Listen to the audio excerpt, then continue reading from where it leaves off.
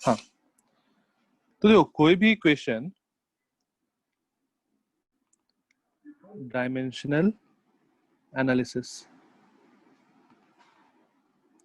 कोई भी इक्वेशन जो सही हो, मतलब कोई भी इक्वेशन जो हमारे पास सही है, उसमें LHS जो लेफ्ट साइड में जो क्वांटिटी है और जो राइट साइड में क्वांटिटी है, सर ये किया है शायद, दोनों ठीक साइड है, के उस डायमेंशन सेम होंगे ना। दोनों साइड के डायमेंशन सेम होंगे, हाँ ये किया है हमने। अब जैसे मान लो, एक मिनट, मतलब एक दो चीज देख लेते हैं। हमने ये भी देखा था कि अगर डायमेंशन सेम हो गए इसका मतलब ये नहीं है कि वो इक्वेशन ही सही होगा, ये भी शायद देख लिया था। हाँ सर।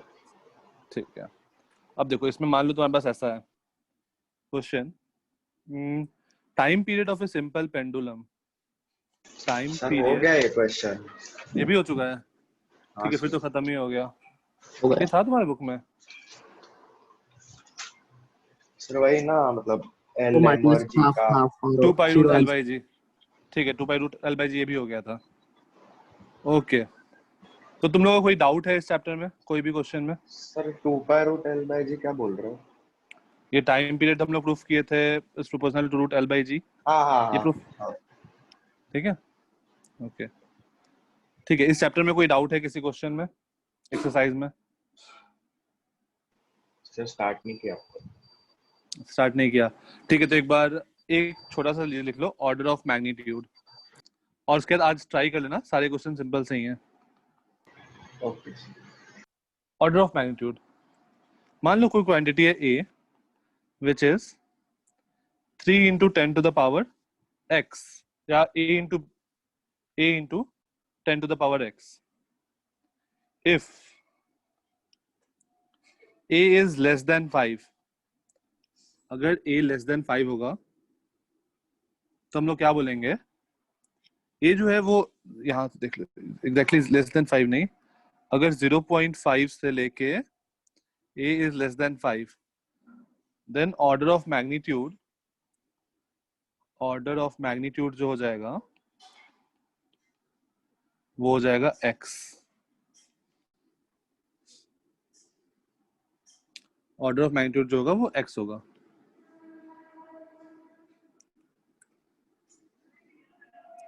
लेकिन अगर वही नंबर 5 से बड़ा हुआ, 5 या 5 से बड़ा हुआ, ऐसे इफ a is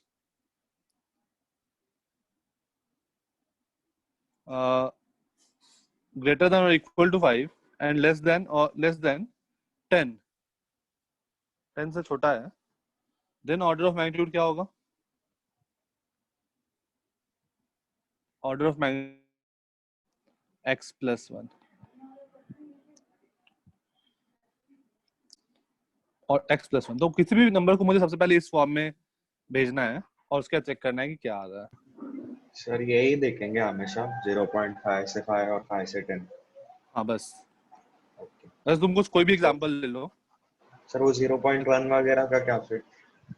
ठीक है, तो मान लो तुम्हारे पास 0.1 है, तो इसको तुम कैसा लिख सकते हो, 1 into 10 to the power minus 1।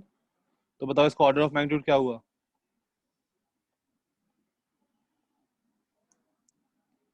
Order of magnitude क्या हो जाएगा इसका? -1। अगर यही 0.0005 रहता तो इसका ऑर्डर ऑफ मैग्नीट्यूड क्या होता?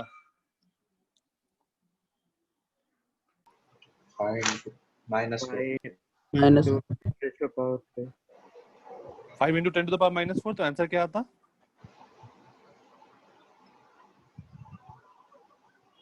ऑर्डर ऑफ मैग्नीट्यूड ओके यहाँ पर क्या आता?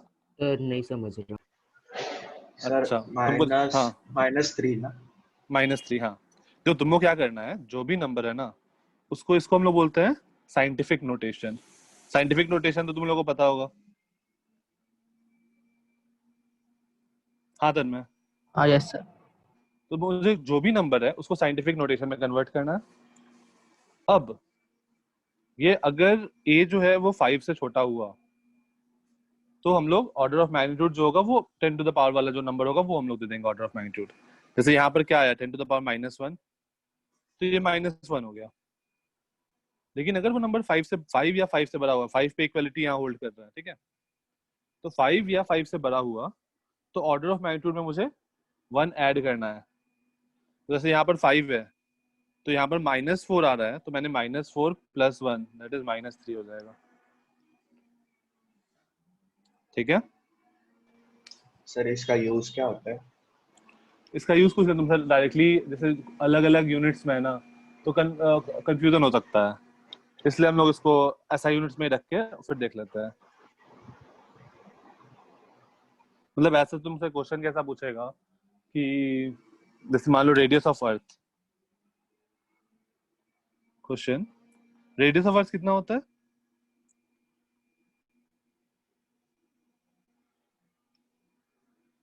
Radius of earth 6400 kilometre. तो इसका ऑर्डर ऑफ मैग्नीट्यूड क्या आएगा? ध्यान देना ये किलोमीटर में है, पहले मीटर में मुझे कन्वर्ट करना पड़ेगा।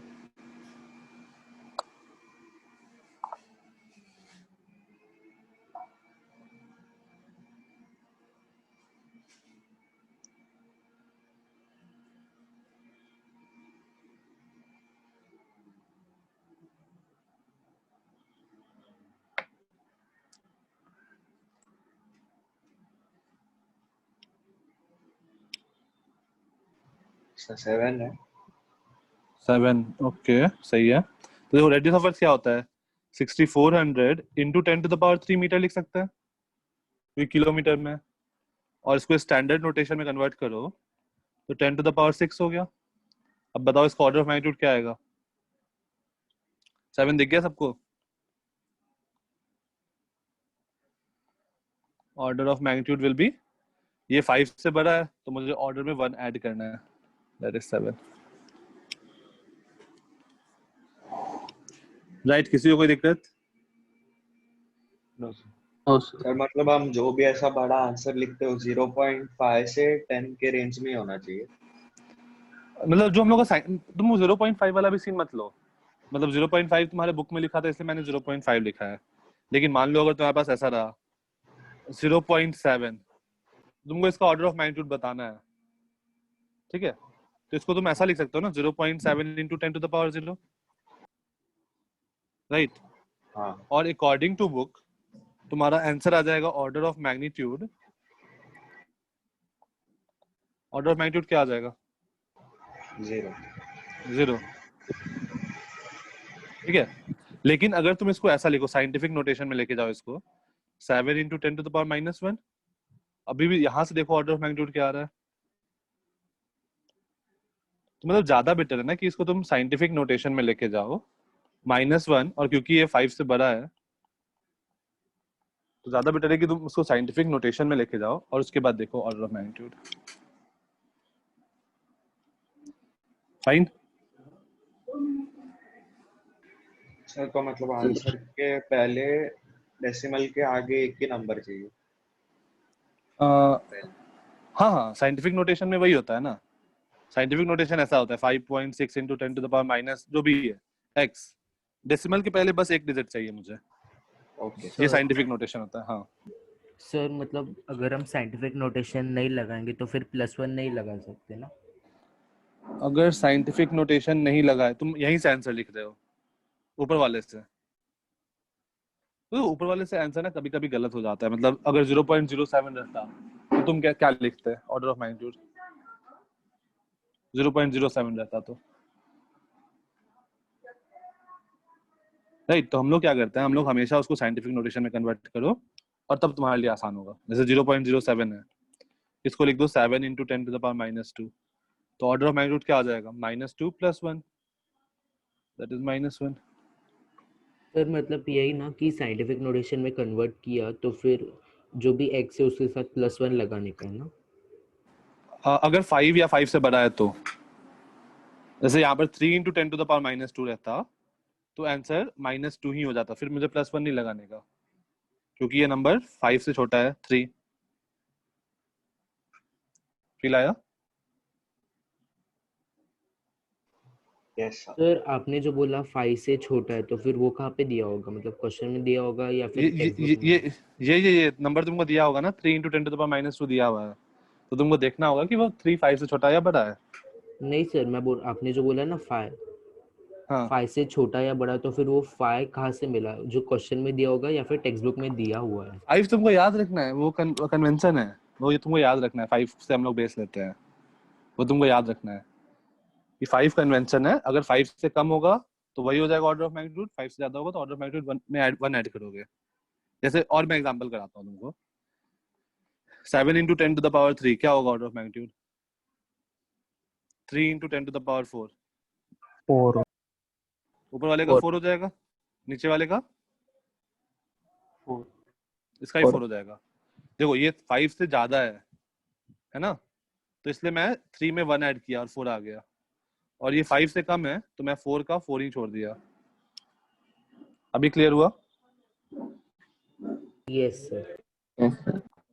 ठीक है, चलो अब हम लोग नेक्स्ट चैप्टर स्टार्ट करते हैं। तुम लोग ये क्वेश्चन ट्राई करना, फिर जो हो जाएगा तो हम लोग नेक्स्ट क्लास में डाउट्स डिस्कस कर लेंगे। नेक्स्ट क्लास वेक्टर्स है, मतलब नेक्स्ट चैप्टर वेक्टर है, तो हम लोग वेक्टर थोड़ा जल्दी जल्दी खत्म करेंगे क्योंकि वेक्टर तुम लोग का हो चुका है। नेक्स्ट हेडिंग दो वेक्टर्स। स्केलर क्या होता है, वेक्टर क्या होता है? मैं डिफिनेशन नहीं लिखा रहा, तुम लोगों को पता है। स्केलर क्या होता है? वैसा क्वांटिटी जिसका बस मैग्नीट्यूड हो, डायरेक्शन नहीं हो। एग्जांपल मास मास करंट करंट का एग्जांपल, करंट नहीं स्केलर है नहीं वेक्टर है। करंट चार्ज लेंथ ठीक है, ज्यादा मतलब वो length, distance, speed, work work, time जहाँ पर भी टाइम फिर फोर्थ डायमेंशन में जा रहा है। ठीक है, ये सब जो चीजें आ रहा है ना, करंट, टाइम, ये सब को हम लोग नहीं लिखेंगे, हम लोग इग्नोर करेंगे। स्पेस आ रहे हैं, फोर्थ डायमेंशन में नहीं जाना है, फोर्थ और फिफ्थ डायमेंशन में तुम जा रहे हो स्पेस, हम लोग को 3 डायमेंशन में लिमिट करना है। और वेक्टर क्या होता है? वैसा जिसमें मैग्नीट्यूड और डायरेक्शन दोनों हो। Example velocity velocity, momentum, acceleration, displacement displacement, force, acceleration और बहुत सारा चीज। अच्छा एक छोटा सा चीज हम लोग डिस्कस करते हैं, करंट। किसी का आया था कि करंट, तो नोट करके लिख लो, note current is neither scalar nor vector. अब किसी का डाउट हो सकता है क्यों? करंट स्केलर भी नहीं है, वेक्टर भी नहीं है, तो करंट क्या है?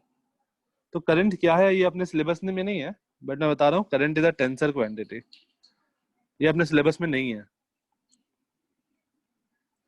अब कोई बताएगा कि स्केलर क्यों नहीं है, करंट स्केलर क्यों नहीं है? क्योंकि वो डायरेक्शन में फ्लो करता है किसी। हम डायरेक्शन बताते हैं कि करंट इधर से इधर फ्लो कर रहा है, करंट इधर से इधर फ्लो कर रहा है। It is not scalar,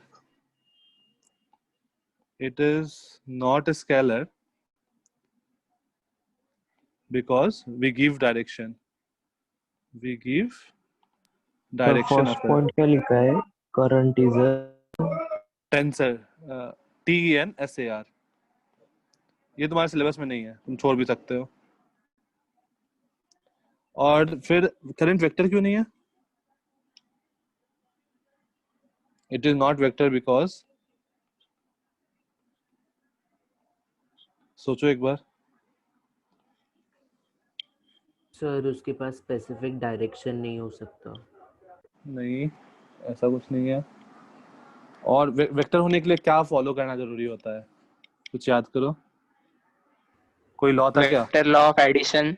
vector triangle law of vector addition, because हाँ वही it triangle law of does not follow triangle law of vector addition, triangle law of vector addition। For example, जैसे मतलब एक बार समझ लो फिर लिख लेना। जैसे मान लो यहाँ पे करंट 5 एम्पियर गया, यहाँ पे करंट 10 एम्पियर गया, तो इसमें करंट कितना जाएगा? 15 एम्पियर। 15 एम्पेयर। लेकिन क्या हम लोग इसको वेक्टर कंपोनेंट की तरह ऐड किए क्या? No sir. नहीं, तो ये चीज नहीं फॉलो कर रहा है। तो इसलिए ये वेक्टर भी नहीं है, स्केलर भी नहीं है।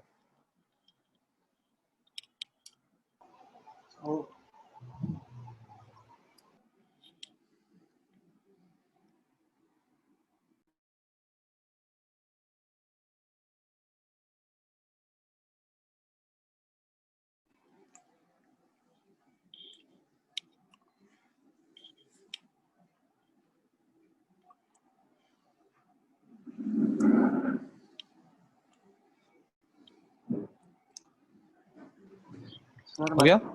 टेंसर हाँ। का ऐसा डेफिनेशन क्या है? टेंसर क्वांटिटी छोड़ दो, अपने सिलेबस में ही नहीं है, मतलब कॉलेज में भी तुमको नहीं पढ़ाया जाएगा। क्यूरियोसिटी है सर।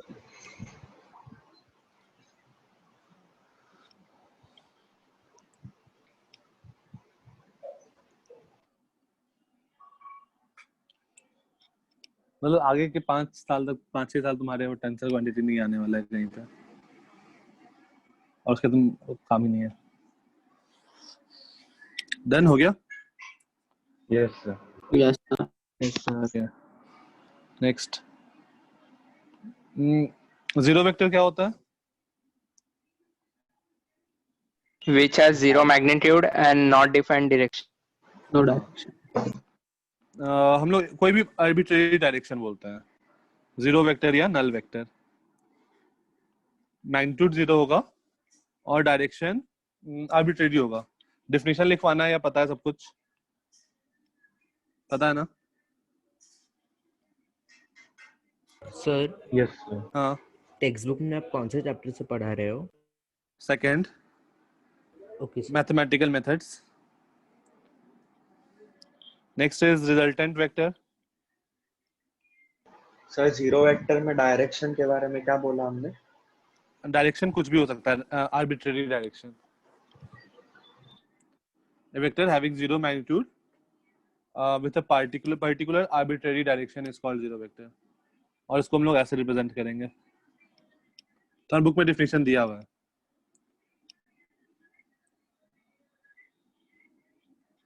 रिजल्टेंट वेक्टर क्या होता है? बेसिकली दोनों वेक्टर का सम। तो इसका बुक में थोड़ा डेफिनेशन अलग सा लिखा है। द रिजल्टेंट ऑफ टू और मोर vector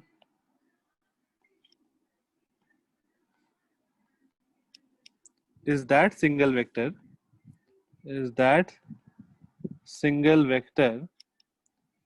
which produces the same effect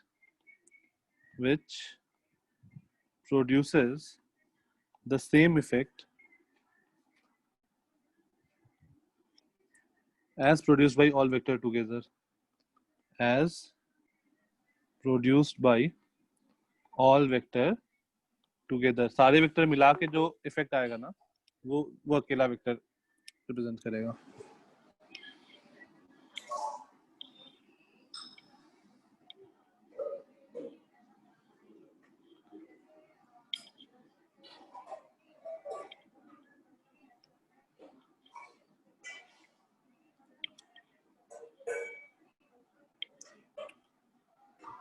done sir. Than equal negative vector क्या होता है? Negative of A vector, direction opposite हो जाता डायरेक्शन अपोजिट। ये वेक्टर ए है तो बस मैग्नीट्यूड सेम रहेगा, डायरेक्शन अपोजिट हो जाएगा, ये माइनस ए वेक्टर हो जाएगा। अगेन मैं लिखवा नहीं रहा हूँ इस पे, ये तुम लोगों को पता है। इक्वल वेक्टर क्या होता है? दो वेक्टर डायरेक्शन और मैग्नीट्यूड सेम होता है। दोनों सेम होता है। A vector B vector, A vector is equal to B vector.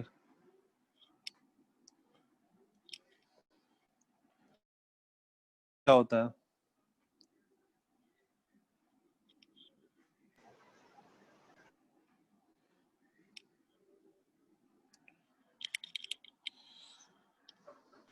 किसी पॉइंट से उस ऑब्जेक्ट की पोजीशन का वेक्टर। हाँ, एक ऐसा वेक्टर जो उसका पोजीशन बताए, बेसिकली किसी भी पॉइंट से, राइट? तो किसी भी पॉइंट से पोजीशन वेक्टर बताए, बुक में उसको बहुत सही से लिखा है, पोजीशन वेक्टर। सर ओरिजिन से वाला ना? हाँ, ओरिजिन वाला हम लोग हर बार ओरिजिन से नहीं लेते हैं ना पोजीशन वेक्टर, हम लोग ऐसा भी तो बोल सकते हैं एनी कि पॉइंट। ये ए है, ये बी है, तो position vector of B with respect to A, ऐसा भी तो बात करते हैं ना। तो इस केस में मैं अपना ओरिजिन यहाँ शिफ्ट कर दिया हूँ। तो बुक कितना सही से डेफिनेशन इसका लिखा है। बुक डेफिनेशन लिखा है, a vector which gives the position of a particle, a vector which gives the position of a particle, the position of a particle at a point with respect to origin of a chosen coordinate system, तो मैं जैसे मान लो यहाँ पर था, जो मैं अब एग्जांपल बता रहा था, उसमें मैं क्या किया, ये ए था और ये बी था। अब मैंने अपना एक्सिस डिफाइन कर दिया ये, और अब ये ओरिजिन हो गया, तो फिर इसके रेस्पेक्ट में वो बता रहा है। तो यहाँ पर एक वर्ड यूज कर दिया है, चूजन कोऑर्डिनेट सिस्टम। हम लोग कोऑर्डिनेट सिस्टम कहीं पे भी चूज कर लेंगे और उसके हिसाब से,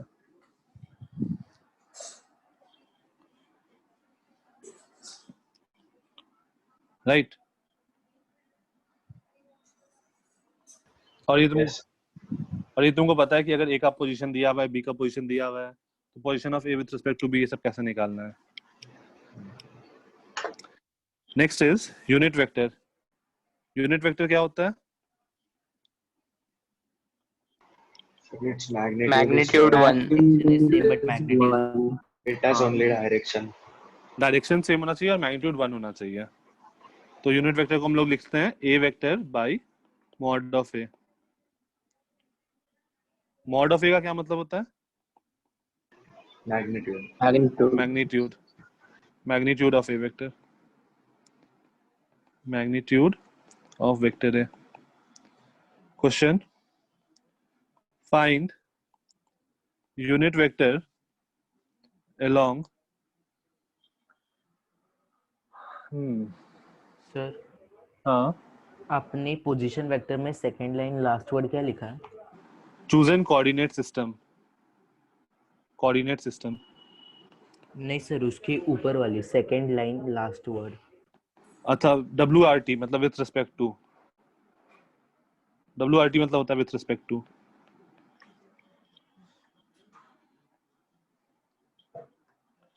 find unit vector along 49 3 4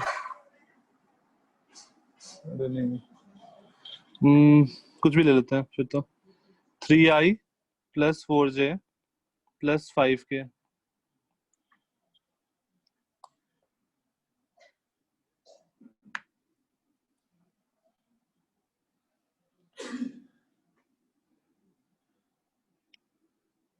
hello. हाँ हाँ सर, आप पोजीशन वेक्टर से बताओगे सर, मैं डिस्कनेक्ट हो गया था। पोजीशन वेक्टर क्या होता है कि पोजीशन वेक्टर तुमको पता है ना कि कोई भी पॉइंट जो है उसका पोजीशन जो तुमको बता रहे, जैसे मान लो कोई एक पॉइंट है ए, ये 3,4,5, तो ये वाला जो वेक्टर होगा ना, जो ओरिजिन से उसको ज्वाइन करेगा, दैट इज पोजीशन वेक्टर। तो तुम ए वेक्टर को लिखते हो 3i + 4j + 5k। ये तुम्हारे क्लास में हुआ होगा, जे लेक्चर में हुआ होगा। हाँ सर। बस वही है। तो ये लिखा है वो बुक का डेफिनेशन है। हाँ, ये बुक का डेफिनेशन है तुम्हारे स्टेट बोर्ड में। पूरा बुक का डेफिनेशन हम लोग वो करेंगे, फॉलो करेंगे। Sir divide by four root 2 कर देंगे। ठीक है बस। हाँ, तो मैग्नीट्यूड ऑफ 3i प्लस, सबको समझ में आ रहा है? कोई ऐसा जिसको नहीं समझ में आया अभी तक कुछ भी बता दो। 9 + 16 + 25, तो ये आ जाएगा √50, दैट इज 5√2। तो मैग्नीट्यूड आ गया, तो आंसर क्या हो जाएगा? Vector divided by magnitude. हाँ, यहाँ तक किसी को कोई डाउट है? No sir. ओके, जिनको डाउट है वो बता दो, कुछ किसी को कोई डाउट आ रहा है तो।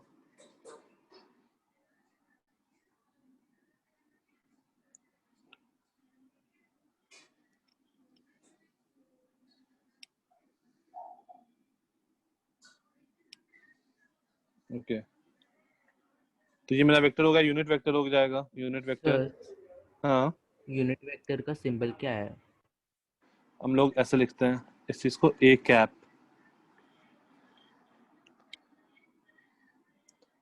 और unit vector along X axis को हम लोग ऐसे लिखते हैं, unit vector along X axis. हम लोग क्या लिखते हैं unit vector along X axis को? I cap. I cap.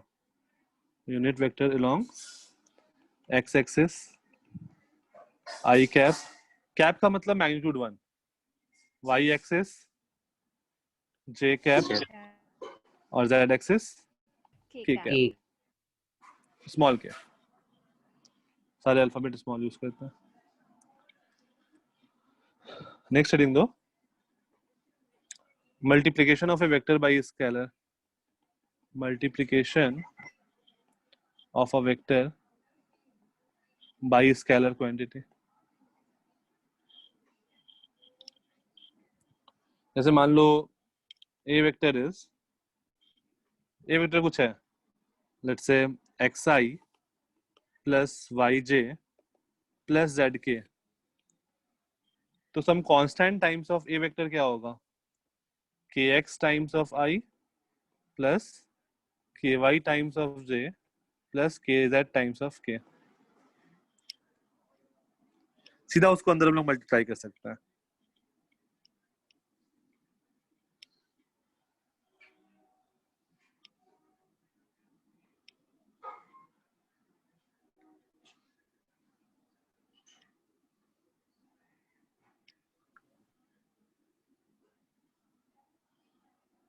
Done? Yes, sir. Okay. Next is addition and subtraction of vector.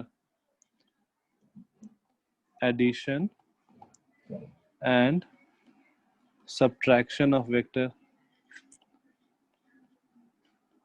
पहले हम लोग बात कर लेते हैं, अगर एक लाइन में ही है, जैसे मान लो ये ए वेक्टर है, ये बी वेक्टर है और ये सी वेक्टर है, तो हम लोग क्या लिखेंगे? A plus B plus C क्या होगा? A vector plus B vector plus C vector. इसको हम लोग डायरेक्टली क्या करेंगे?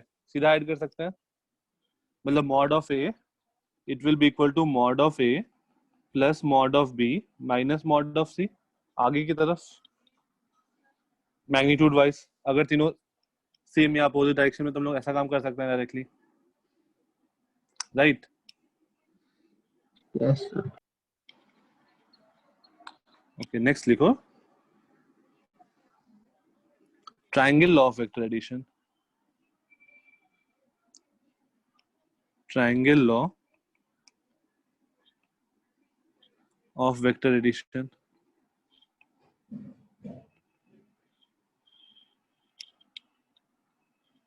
जैसे मान लो हम लोग क्या करते हैं, वेक्टर को हम लोग कहीं पे भी ट्रांसलेट कर सकते हैं, राइट? ये वेक्टर, और मैं इस वेक्टर को कहीं पे भी प्लेन में घुमा सकता हूँ, ये वेक्टर सेम है, अनटिल एंड अनलेस मैं उसका डायरेक्शन और मैग्नीट्यूड नहीं चेंज कर रहा हूँ, तब तक वो वेक्टर सेम है। ये सारे वेक्टर क्या है? सेम है, क्योंकि मैं मैग्नीट्यूड सेम रखा हूँ, डायरेक्शन सेम रखा हूँ, तो मैं किसी भी वेक्टर को कहीं पे भी मूव करा सकता हूँ, अनटिल एंड अनलेस मैं उसका डायरेक्शन भी नहीं चेंज करूँ और मैग्नीट्यूड भी नहीं चेंज करूँ, राइट? तो अब मैं मान लो जैसे ये वेक्टर है ए और ये वेक्टर है बी, ये वेक्टर है बी, मुझे ए वेक्टर प्लस बी वेक्टर चाहिए, तो हम लोग क्या करते हैं, A vector plus B vector या B vector plus A vector जो भी है, तो हम लोग क्या करते हैं, पहला वेक्टर तो ये है ए, पहले वेक्टर के हेड पे, पहले वेक्टर के हेड पे इसको हम लोग हेड बोलते हैं, एरो वाले को, और ये टेल है। पहले वेक्टर के हेड पे दूसरे वेक्टर का टेल रखेंगे। अब पहले वेक्टर के टेल से दूसरे वेक्टर के हेड को ज्वाइन करेंगे, ये वेक्टर जो होगा वो होगा A vector plus B vector.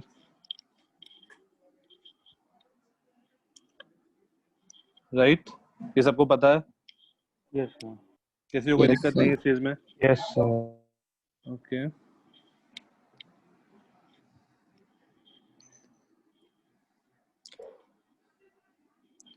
और हमें पता है कि कॉम्यूटेटिव लॉ फॉलो करता है। कॉम्यूटेटिव कॉम्यूटेटिव का क्या मतलब है? A vector plus B vector is equals to B vector plus A vector.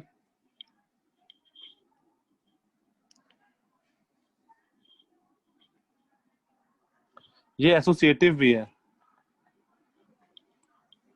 मतलब इस पे तुमसे क्वेश्चन नहीं आने वाला है कि कॉम्यूटेटिव है प्रूफ करो, एसोसिएटिव है, ऐसा कुछ।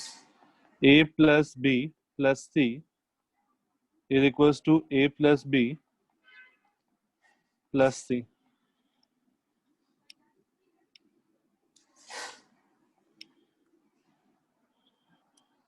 राइट, कोई दिक्कत? No sir. Okay,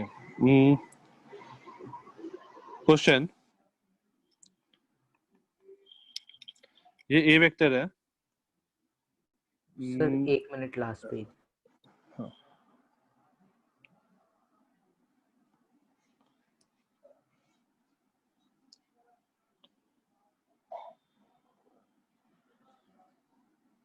done. Sir मतलब क्वेश्चन में ऐसा पूछेंगे क्या कि ट्रायंगल लॉ से ही करो, पैरेललोग्राम से भी कर सकते हैं?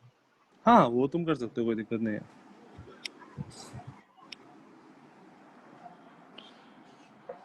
बात सेम ही है यार, सब कुछ घुमा फिरा के वहीं पहुंच रहे हो। ये ए वेक्टर है, ये बी वेक्टर है। इनफैक्ट मैं जिस बैच में पढ़ाया हूँ उसमें पैरेललोग्राम नहीं करवाया। जुलाई बैच में कोई है? जुलाई बैच से? क्या हाँ सर? रिंजो, तुम लोग को मैं पैरेललोग्राम नहीं कराया हूँ ना? No sir. डायरेक्ट नाम से नहीं कराया हूँ, ऐसे ही क्वेश्चन करा दिया हूँ, तो फर्क नहीं पड़ता है। हाँ, ये ए वेक्टर है, ये बी वेक्टर है, और ये सी वेक्टर है। तो बताना है A plus B plus C बनाना है, कैसा होगा? A vector plus B vector plus C vector कैसा होगा?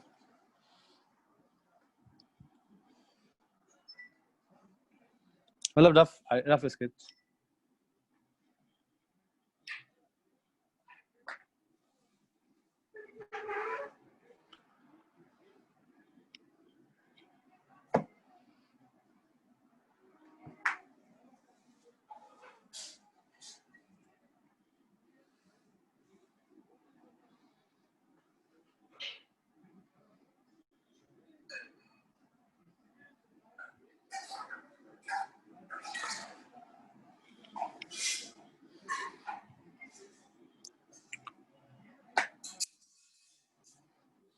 हो गया, सिंपल सा है। तो हम लोग क्या करेंगे, ए वेक्टर ये है, बी वेक्टर को ऐसा बना देते हैं, और सी वेक्टर यहाँ आ गया।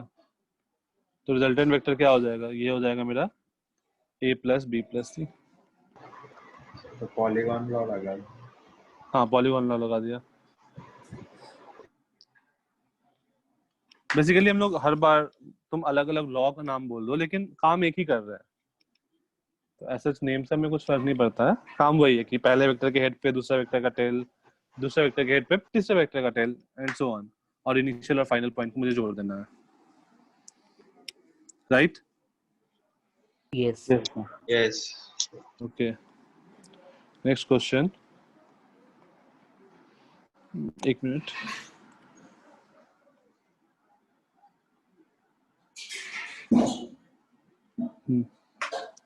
ऐसा दिया हुआ है,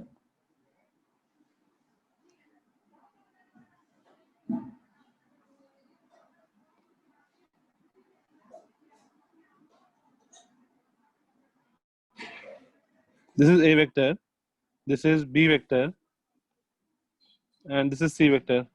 Find the relation between a, b and c vector. Simple सा है। A plus C is equal to B. a plus c C. is equals to b। B. ठीक है, सिंपल सा है, डायरेक्टली दिख रहा है।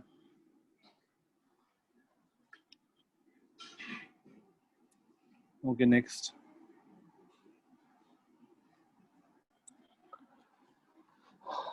अब देखो जुलाई बैच में मैं क्या बताया हूँ और बाकी बैचेस में क्या चला है। अगर ये एक वेक्टर है ए और ये बी वेक्टर है, तो ये वेक्टर जो है ये मेरा ए प्लस बी वेक्टर होगा, राइट। यस अब अगर मान लो इस ए और बी के बीच का एंगल जो है वो थीटा है, ए वेक्टर और बी वेक्टर के बीच का जो एंगल है वो थीटा है, तो ये वाला लेंथ हमने देखा है, ये वाला लेंथ क्या होगा, मॉड बी साइन थीटा, और ये वाला लेंथ जो होगा वो होगा मॉड बी कॉस थीटा, और ये वाला लेंथ होगा मॉड ए, राइट। Yes. अब इन ट्रायंगल ओ कुछ भी नाम देते हैं P Q, in triangle O P Q हम लोग लिख सकते हैं O P square plus P Q square equal to O Q square, right. Yes, sir. तो हमारे पास क्या आ जाएगा, ओपी देखो क्या है, ओपी का मैग्नीट्यूड है mod A plus mod B cos theta, यहाँ पर भी बी है, यहाँ पर ऐसे एरो है, इसका square plus P Q square मतलब मॉड बी साइन थीटा का whole square is equal to O Q square मतलब mod A plus mod B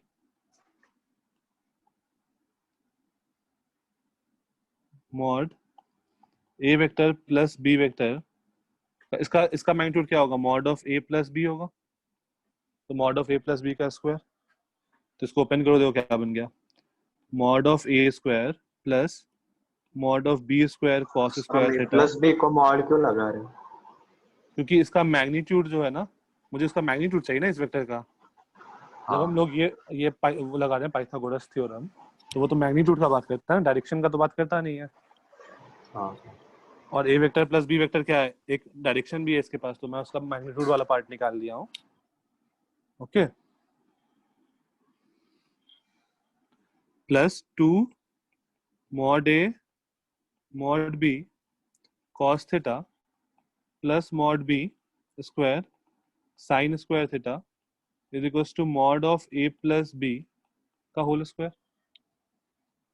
ये दोनों टर्म देखो, इन दोनों का सम क्या हो जाएगा, मॉड बी स्क्वायर, तो हम लोग के पास आ जाएगा मॉड, हाँ, is equal to mod A square plus mod B square plus 2, sir 2 किधर से आया? कौन सा 2, ए प्लस बी का होल स्क्वायर का फॉर्मूला लगाओ, A square plus B square plus 2 A भी होता है ना, हाँ हाँ ठीक है। अच्छा ये चीज हम लोग किए हैं जुलाई बैच में, तो रिजल्टेंट का फॉर्मूला क्या आ गया, mod A square plus mod B square plus, और इसी चीज को बाकी बैच में क्या नाम से बढ़ाया गया है, 2 mod A mod B cos theta. तो इस चीज हम लोग किए हैं बिना कुछ नाम लिए, हम लोग डायरेक्टली रिजल्टेंट का फॉर्मूला बोल के कर दिया है, राइट। तुम्हारे बुक में इसको बोल के इसको parallelogram law of vector addition बोल के सॉल्व कर दिया है।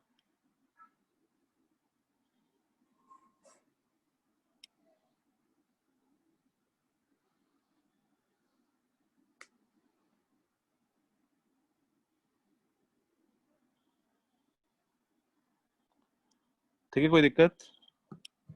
इसमें बोला कि अगर दो वेक्टर है ऐसा और ऐसा, तो ऐसे एक और बनाओ आइडेंटिकल, और जो डायगोनल होगा ना वो इन दोनों वेक्टर का सम होगा, this is parallelogram law of vector addition. ठीक है नाम है बस।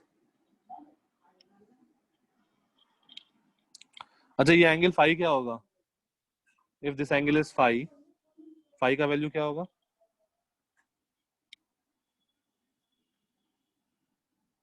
सर आर क्या है? मैं डिस्कनेक्ट हो गया था। R is mod of A plus B, R is mod of A plus B को, mod of A plus B को मैं आर बोल रहा हूँ, रिजल्टेंट वेक्टर का मैग्नीट्यूड, या मॉड ऑफ आर वेक्टर लिख सकते हो।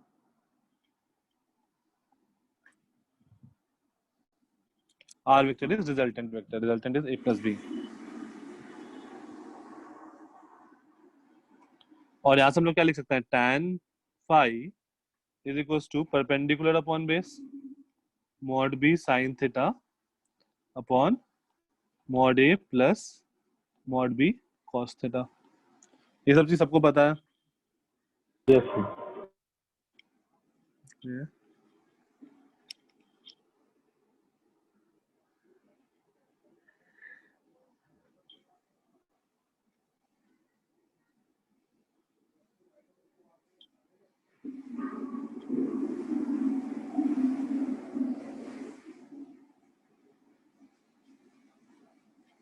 Done? Yeah. Okay. Next आते हैं. और कहाँ तक हो गया? ये हम लोग हो गया एडिशन ऑफ वेक्टर्स. ठीक है, हम लोग इस तरह से ऐड कर सकते हैं दोनों दो वेक्टर को. अब मान लो एक क्वेश्चन हमारे बुक में पूछा है जो अभी हम लोग किए नहीं है, कुछ लोग कर चुके हो जो पहले वाले बैच में हो, जुलाई बैच में भी नहीं हुआ है, तुम लोग भी ट्राई कर लो.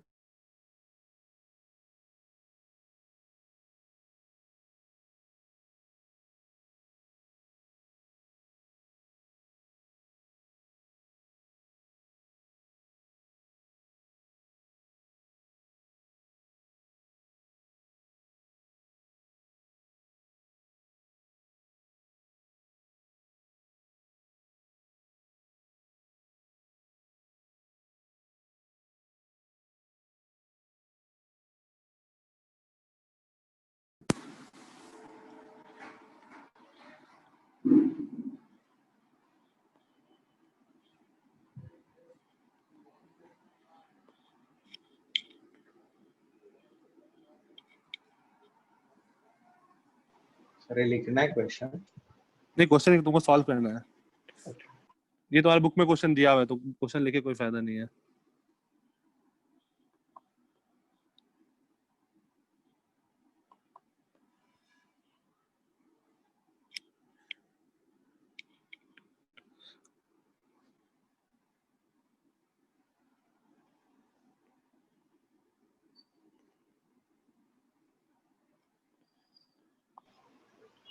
कौन सा क्वेश्चन है सर आप बुक में बताओ? बुक में एग्जांपल 2.3.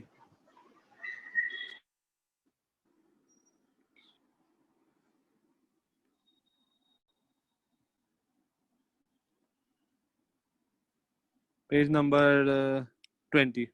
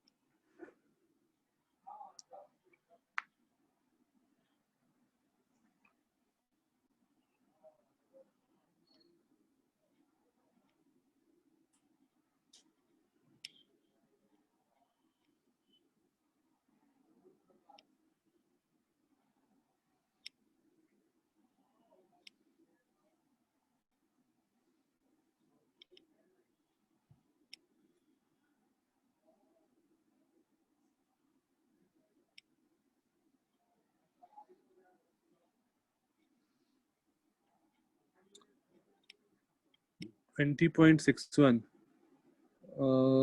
ठीक है.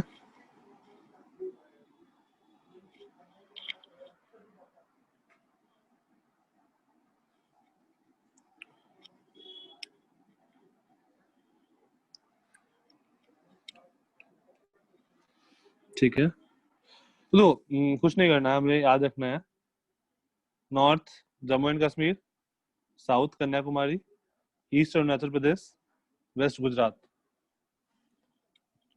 तो ये चीज याद रखना है. Water is flowing in a stream with a velocity 5 in steady direction. मतलब वाटर जो है वो इधर फ्लो कर रहा है 5 से. और बोट जो है वो 20 से इधर ट्रैवल करने की कोशिश कर रहा है, इस डायरेक्शन में 20 से,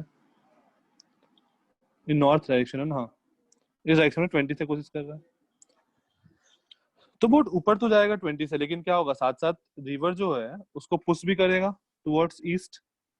ये 5 से जा रहा है और ये 20 से जा रहा है, तो 20 से ऊपर तो जा ही रहा है, लेकिन रिवर क्या करेगा, उसको 5 से इधर भी पुश करेगा, तो इफेक्ट इधर भी पुश करेगा, तो इफेक्टिवली बोट का स्पीड कहाँ जाएगा, बोट इधर जाएगा। ये 5 है, इसका मैग्नीट्यूड 20 है, तो इसका मैग्नीट्यूड क्या हो जाएगा, लेट्स से इसका मैग्नीट्यूड r है, तो r will be √20 square plus 5 square, that is √400 plus 25। Sir book में इधर मतलब डायरेक्शन मिनट्स वगैरह में भी कन्वर्ट किया है, वो सब करना पड़ेगा। हाँ कन्वर्ट करना पड़ेगा, अगर डायरेक्शन पूछेगा तो मिनट्स में कन्वर्ट करना पड़ेगा, मैं बता देता हूँ। वैसे वो तुम लोग को आता है ना मिनट्स में कन्वर्ट करना? हाँ आता है। हाँ ठीक है ओके। तो √425, अब इसको कैसे निकालें, कितना होगा, क्या किया जाए?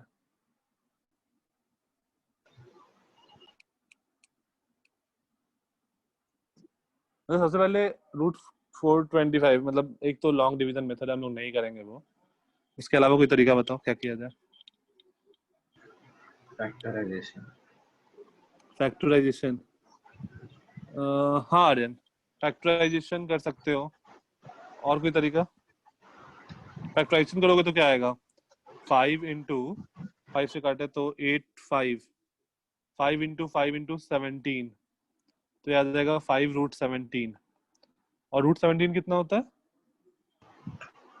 आप बता। 4.12 इंटू 5, और ये हो जाएगा 20.60। ये मैं बताया था √17 का वैल्यू, सर ऐसे याद करो। क्वेश्चन में नहीं देखे क्या वैल्यू √17 के वगैरह? दिए रहेंगे, लेकिन तुम तो √425 भी छोड़ दोगे ना तो तुम्हारा चलेगा, मतलब अगर जेई में आता है ना तो तुम्हारा दिया रहेगा √17 का वैल्यू, ठीक है। हाँ वैसे मैंने बताया भी था √17 इज 4.12। सर कितने जो लोग याद अटेंड रखने हैं किए ऐसे थे, फिर? पता नहीं, मैंने तो 20 तक बताया था, आसान था याद करना,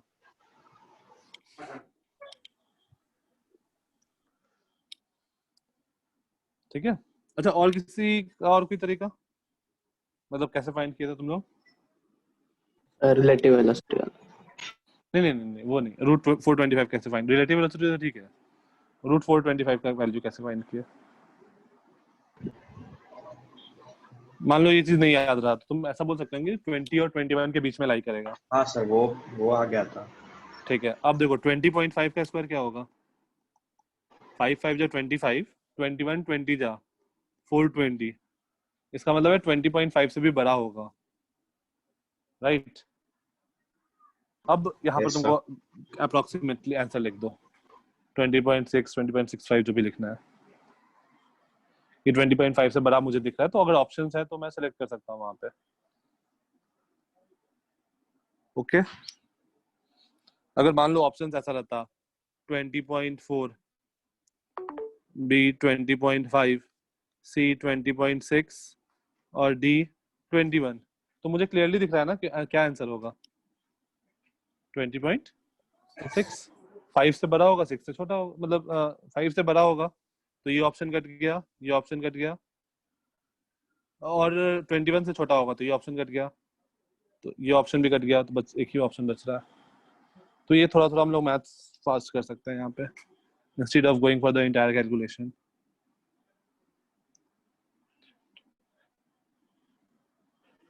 fine, okay next, resolution of vector,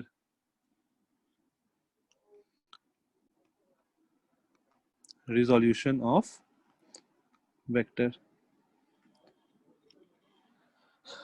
मुझे पता है अगर ये ऐसा वेक्टर है, ये r वेक्टर है, लेट्स से ये एक्स वाई प्लेन में है, ये एक्स एक्सिस है, ये वाई एक्सिस है, तो ये एंगल अगर थीटा है तो इसका जो ये वाला कंपोनेंट होता है इधर वाला, this is r cos theta. ये कैसे याद रखे हो, सर एंगल के साइड cos थीटा आता है। Sir towards the theta is face में cos cos क्या थीटा। theta बोला? towards the theta and towards the theta, ठीक है। जो जुलाई बैच में है उसमें मैंने बताया towards the theta is cos theta. अगर मैं थीटा के अलॉन्ग मूव कर रहा हूँ तो cos theta, and away from theta is sin theta. ये वाला जो आ जाएगा वो आ जाएगा r sin theta, right? Yes sir. Towards the theta is cos theta, away from theta is sin theta. लेकिन देखो इसमें इसमें लोगों के प्रॉब्लम होते हैं। यहाँ तक तो ठीक है, तुमको एक बार कभी तुमको एक बार दिखेगा प्रॉब्लम, क्योंकि लास्ट ईयर भी हुआ था वो प्रॉब्लम कुछ लोगों का। लेकिन वो इसलिए प्रॉब्लम होता है कि वो लोग फोर्स सही नहीं लेते हैं। तो हम लोग को एज सच ये तरीका हमेशा सॉरी, ये जो तरीका है ना, towards the theta is cos theta and away from theta is sin theta, ये हमेशा एप्लीकेबल है। बस मुझे फोर्स सही से लेना होगा, कौन से फोर्स का ले रहे हैं।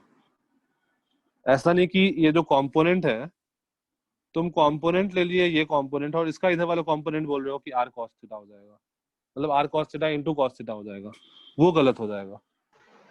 ये समझ में आया क्या मैंने क्या बोला? हाँ सर, उसमें मुझे भी कंफ्यूजन होता है समझ में।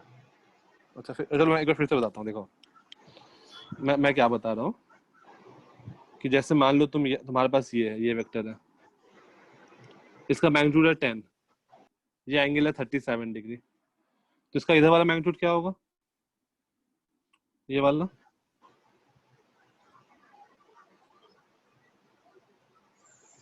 8 10 cos 37 और cos 37 होता है 4/5, तो ये आ जाएगा 8। और इधर वाला जो कंपोनेंट आएगा ये वाला, ये हो जाएगा 10 sin 37 दैट इज 6। अब दो यहाँ गड़बड़ क्या होता है, एक नोट करके लिखो, वी कैन नॉट टेक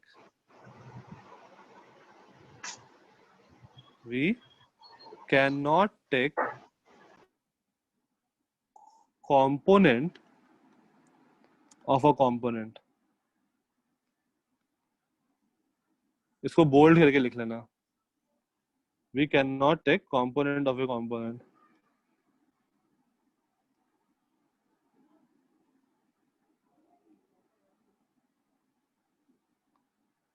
बहुत इंपॉर्टेंट है, गड़बड़ करते हैं सब लोग यहाँ पे। अब दो इस component of a component का क्या मतलब है? सर कंपोनेंट निकाल सकते पर वो नहीं होगा जो पहले जिससे निकाला है, ऐसा ना। हाँ नहीं, कंपोनेंट ही हम लोग नहीं निकाल सकते हैं, सर कंपोनेंट और 8 का कंपोनेंट निकाल निकाल सकते सकते हैं ना, उस पे हैं। ऐसा चलो देखो, कुछ अब तो अगर तुम होगा। मान लो कुछ आएगा लेकिन वो गलत आएगा, जैसे ये तुम 8 मान लिए, तो 8 का इधर वाला और कंपोनेंट क्या हो जाएगा? 8 8 cos cos थीटा, पर 37। वो 10 नहीं होगा, पर कंपोनेंट निकाल सकते हैं ना, हम ऐसे बोल ये रहे हैं। 10 थोड़ी आएगा। वही 10 नहीं आएगा, पर वो भी एक वेक्टर ही है ना, तो उसका भी हाँ कंपोनेंट वो निकाल वेक्टर सकते आएगा, लेकिन वो गलत आएगा, तो हम लोग नहीं काम करेंगे ऐसा, हैं। ओके। ठीक है? तो हम लोग इस 8 का वापस से कंपोनेंट नहीं निकाल सकते हैं, राइट? तो एक बार अगर तुम हमेशा हम लोग ओरिजिनल जो चीज है ना, ओरिजिनल फोर्स, ओरिजिनल वेक्टर, बस उसका कंपोनेंट का बात करेंगे। कंपोनेंट और कंपोनेंट हम लोग नहीं लेंगे, कभी भी नहीं लेंगे। फाइन? Yes sir. ओके। अच्छा मान लो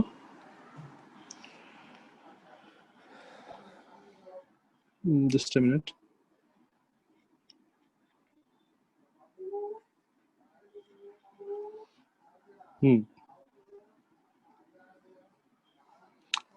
क्वेश्चन,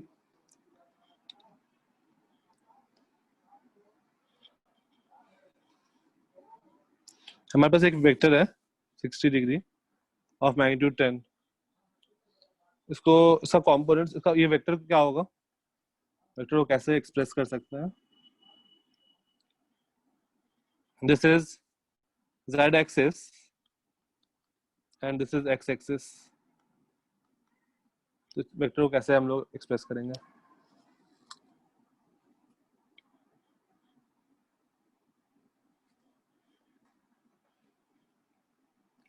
xz प्लेन में वेक्टर,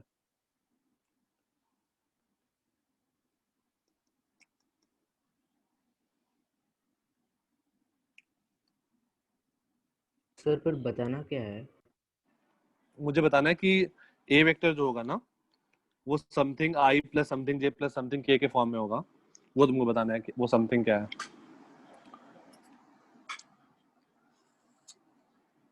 बेसिकली रिजॉल्व करना है उस वेक्टर को।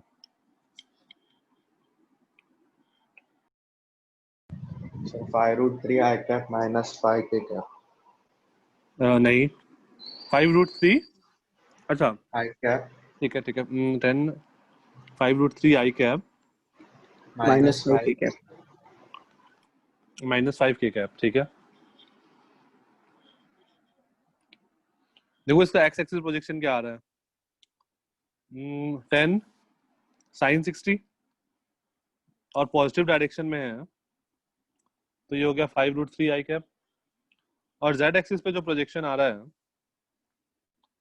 दैट इज 10 cos 60 और ये निगेटिव डायरेक्शन में इसलिए माइनस, और ये हो जाएगा 5 तो -5 की कैप। नेक्स्ट वाले का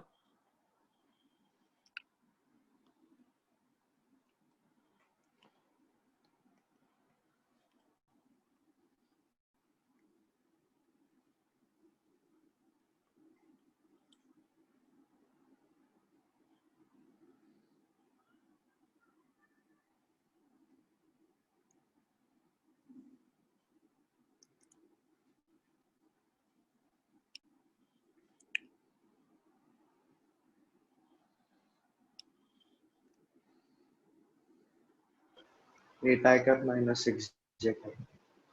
8 आई कैप -6 जे कैप, ओके। बाकी लोग भी निकालो जल्दी से। हाँ मेरा भी हो जाएगा। ठीक है, ये आ जाएगा 10 cos 37 that is 10 into 4/5 that is 8 I cap, और जो इधर वाला आ जाएगा 10 sin 37 10 इंटू 3/5 और ये नीचे की ओर है इसलिए -6 जे कैप। राइट, यहाँ तक किसी को कोई दिक्कत? ठीक है, तो तुम लोग का काम क्या होगा, वो जो पिछला वाला चैप्टर है ना उसके सारे क्वेश्चंस करने हैं। कोई ऐसा क्वेश्चन जो नहीं होगा, ठीक है, एक बार सारे क्वेश्चन ट्राई करना, फिर अगर कोई क्वेश्चन डाउट रहता है तो अपना कल भी क्लास है ना शायद, एक मिनट,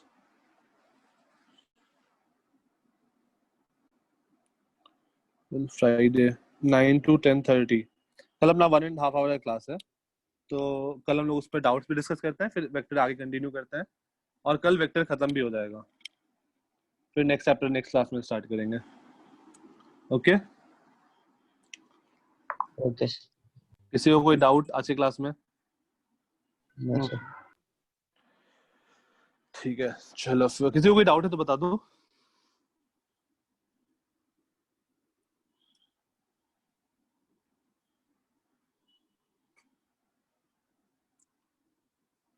ओके